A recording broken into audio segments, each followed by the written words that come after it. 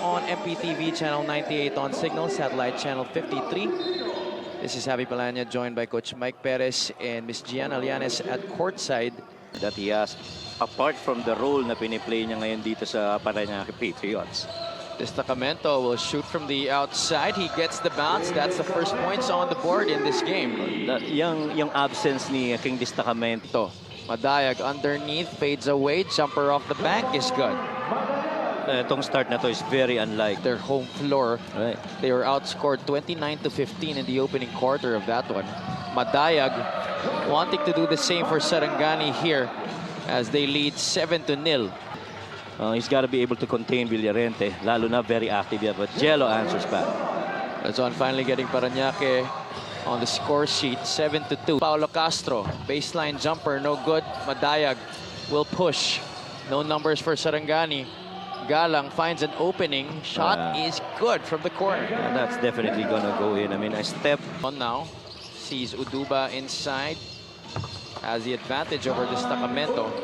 That's 2 points inside for John Uduba. Yeah, see Lorazon right there in front of him. Peralta pivots again. Gets the roll on the basket. But so far, one thing with Bulacan as they came back with a really strong second quarter. Castro from the right wing. That's money for Paulo Castro. So far, Pido ahead of him. He takes it himself. Marquis, his first 2 points of the game. Yeah, carefully he tried to dip that shoulder. Reverse no good. Uduba offensive rebound. Pido left hand finish no good. John Uduba right there to clean up the mess. Well, pretty much that's been the kind of game so far. Para dito sa, board control. You definitely need that if you're a team of Coach Mike Sigigit. Felix Villarente announcing his entry to the ball game with a 3-point shot. And Villarente, Felix onto Gino. Jomauas puts the ball on the deck, flips it up. Didn't even jump. Good thing Sam Peralta was there to stick that back in. Well, that was a good. Paulo Castro, the only remaining starter para sa Patriots. Sarao inside. That's too easy for JP Sarao. Yan ang mahirap kay JP talaga, He can kay Jello.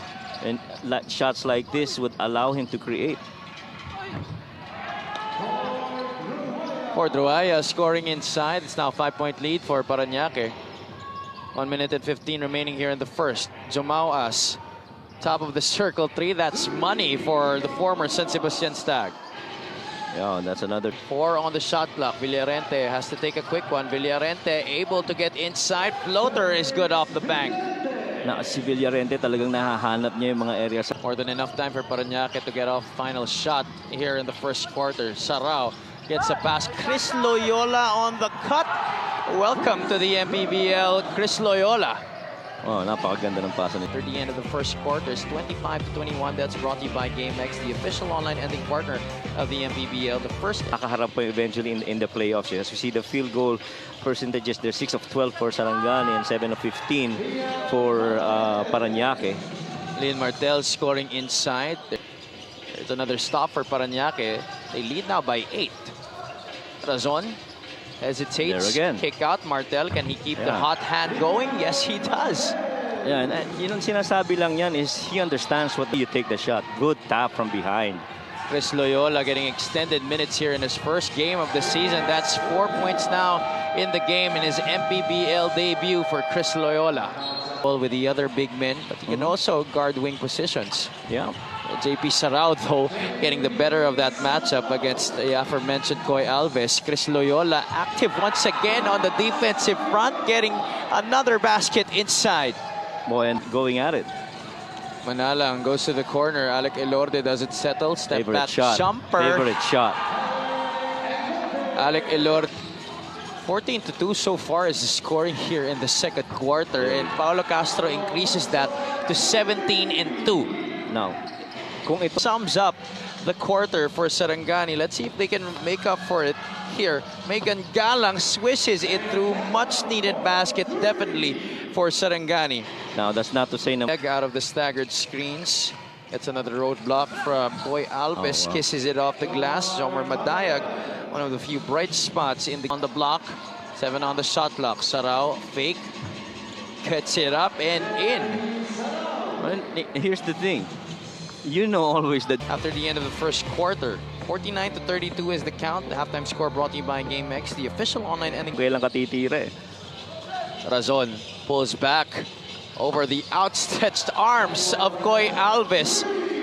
Now, isa na yan sa mga weapon ni Jello Razon na kailangan makita na early in the season. He has to establish that he's got that shot from the outside, similar to how Megan Galang has been taking it. Because if he does... Tuba, Castro had to adjust. Marquis, Kalawit rebound. Marquis gets the bounce on the shot. Basic basketball for the MPBL's living legend. Set his feet well. Marquis goes back door. Razon on the handoff. That's Parañaque basketball for you. It's just... Manalang to Castro on the left corner. Yeah, fumbles it a bit. That's no problem for Paulo Castro. I'm telling you. Paulo ka. Malaki pa rin ang kalamangan dito ng Parañaque Patriots. Uduba, the quick spin and the finish inside. Well, guys, kung kayo naglalaro at nakita nyo yung galaw na yun ni John Uduba, ganda. Basket yun. Pero that really starts with the footwork. You know, he executed the right footwork with it, made an inside. You have enough space to work on. Uduba this time goes for the jumper. He's feeling it right now. Yeah. I know. I'm not surprised with John make Dayag ahead to Destacamento. He pulls back. King, the bounce pass. The cutting Megan Galang will score. And that basket again. Up against Jomar Madayag. Sarao trying to go to John Ray Villanueva. Once again, Parañaque basketball on full display in that poise all throughout, regardless what the score is. Sarao having an easy time underneath. And shot decided to pass it off. Jamawas a little bit of hesitation for himself, but able to make it from downtown. Yeah, and kita mo kagad. 53-53, the set of third quarter score is brought to you by GameX, the official online ending partner of the MPBL. The first in a score Philippine basketball's first quadruple double since Don Bilbilano years ago. Yeah. At hindi madaling gawin. Exactly. Mahirap na nga mag-double-double. Continues his stellar play on both ends of the floor here. Para sa Parañaque, he has 8 rebounds to go with his 10 points. JR Oligario going all the way to the hoop. Thing that we pointed out a lot in our coverages this season, Coach Mike, has been the body language. And the body mixing 80s music. Back to you, Javi and Coach Mike. Thank you so much, Gianna. Sabi ko na, Coach, marami kayong similarities. Hindi lang pangalan eh. Sabi ko na yung buy-in from the players as we see this three in the corner. Oh, man. Another three for Coach Mike. For Parañaque, that's a guy from the bench.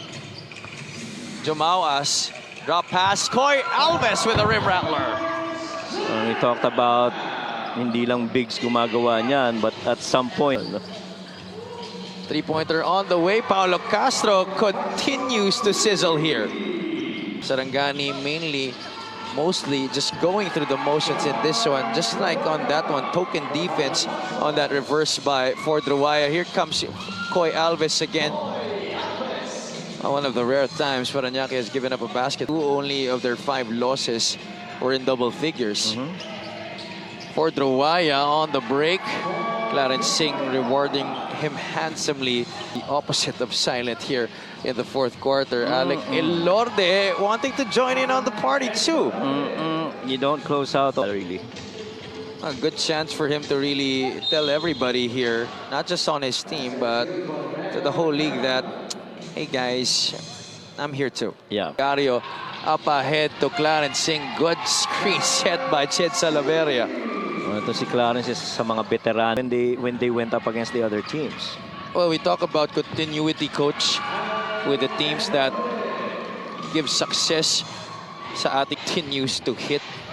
With Sarangani, it's been troubling for them to establish a continuity. This game against Bataan was really Alec Elorde from the second quarter all the way to the end. More than half of the production of Parañaque coming from the bench mob. But for our Buenas best player of the game, Coach Mike, your pick was Paulo Castro. Paulo Castro was really very efficient. I mean, I like that he goes back to who really is. His mentality of being to hit shots from the outside, and pag wala yun, he can attack and find another open guy. to assist to. 67 of Sarangani. Their final score brought to you by GameX, the official online ending partner of the MPBL, the first and original online basketball ending sa Pinas. Now we turn